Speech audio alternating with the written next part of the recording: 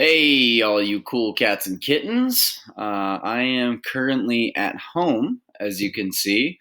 Um, when I picked up my class this morning, I felt a little iffy. So I went out and told the administration and got a COVID test in the whole 9 yards. And very reasonably, if you get a COVID test, you can't come back in the building until that comes back as negative. But I don't want you all to worry because I don't feel bad. I just had kind of a runny nose and a headache, and my throat felt a little bit weird. So better safe than sorry here.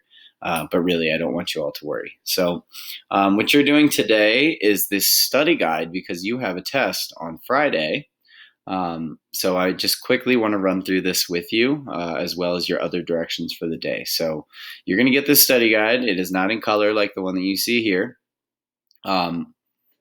You're going to use the slides from Monday, the 19th, which I believe you can see right now. Yeah.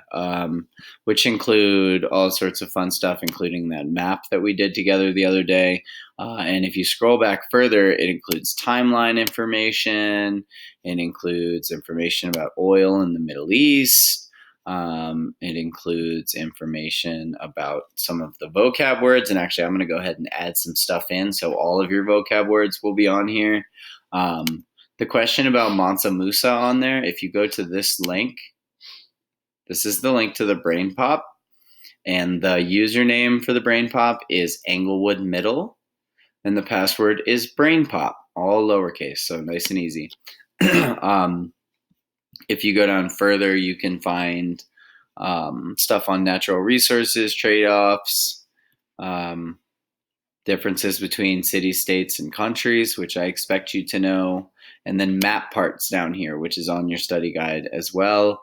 And finally, information about latitude and longitude and their relationship to the equator and the prime meridian, which is probably the most complicated thing that we look at and is on this test. So let's quickly run through a couple of these questions. Study guide.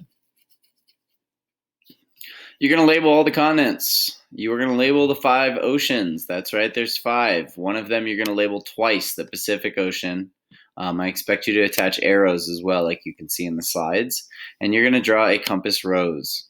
The next questions are about timelines. It asks you on number 3, before or after. It's just to fill in the blank, okay? You're going to define the difference between immigration and emigration. And then I'm going to quickly talk about this, lines of latitude and longitude. This is the Mansa Musa question, so you're going to need that Brain Pop video. The rest of this is pretty self-explanatory. Use the use the slides to be able to answer the questions, okay? Let's quickly talk about these lines of latitude and longitude, because I know that this is the thing that we have the most trouble with in class. So I have my handy-dandy notebook here. I am going to draw a circle in it, and I'm going to draw a compass within that circle. North, never eat soggy waffles, right? Boom. Never eat soggy waffles. The line in the middle is at 0 degrees. That is our equator, right? Now, I didn't put whether it was 0 degrees east-west or 0 degrees north-south because that is what we seem to have so much trouble with. So I want you to look at this equator and pretend that I am standing on that dot, okay? And imagine I'm in the middle of the room and I'm standing on one of those lines that divide the squares in the middle of the room. If I move from this dot right here over here, have I moved lines of latitude? I'm waiting for an answer that I can't hear. The answer is no. I've gone from one dot to the other one. Right? Because the world's a globe, I'm just going to stay on the equator nonstop for all of eternity if I never leave that line.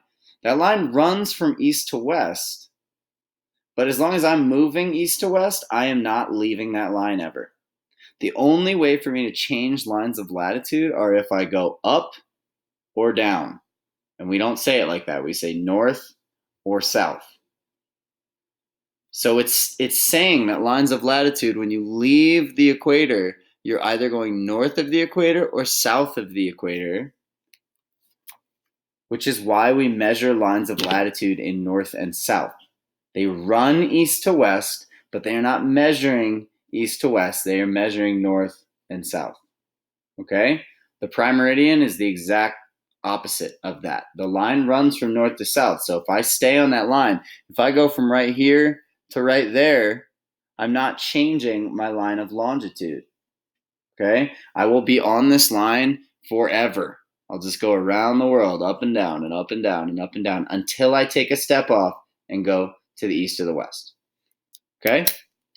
They run north to south, but they measure east to west. And I don't know if I'm pointing at the right side or not, but whatever. The rest of these you should be able to. I trust that you will be able to do them on your own, or that an adult in the building or in the room will be able to help you with those, because they're not super complex ideas like that one was. And then when you finish that, then I expect you, oh my gosh, is this going to cut off on me? Probably.